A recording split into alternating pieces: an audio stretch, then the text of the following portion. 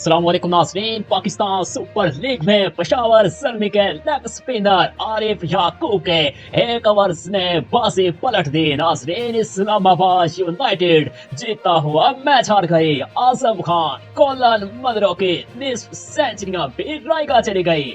ناظرین، عارف یعقوب نے اسی کے ساتھ ہی پی ایس ایل کی ہسٹری کا بڑا ریکارڈ قائم کر دیا جو کہ آج تک کوئی کھلاڑی نہ کر سکا۔ اسی کے ساتھ ہی بابر اعظم نے بھی ٹی20 کیریئر کا ایک انوکھا ریکارڈ اپنے نام کر لیا جو آپ کے ساتھ شیئر کرنے والے ہیں۔ لیکن ناظرین، سب سے پہلے اگر آپ بھی عارف یعقوب اور بابر اعظم کی پرفارمنس دیکھ کر خوش ہوئے ہیں تو ان کے لیے کم از کم ایک لائک تو دل سے بنتا ہی بنتا ہے، اور چینل کو سبسکرائب کر کے بیل آئیکن کو دبانا بھی لازمی بنتا ہے۔ ناظرین، یہاں پر آپ کو بتاتے چلیں پاکستان سپر لیگ کا آج سرسریخیز مقابلہ دیکھنے کو ملا، جس میں ناظرین پشاور زلمی نے پہلے کھیلتے ہوئے مقررہ 20 اوور میں 5 وکٹوں کے نقصان پر 201 رن بنائے، جس میں ناظرین بابر اعظم نے 111 رن کی اننگ کھیلی، جس میں 4 لمبے چھکے اور 11 چوکے شامل تھے۔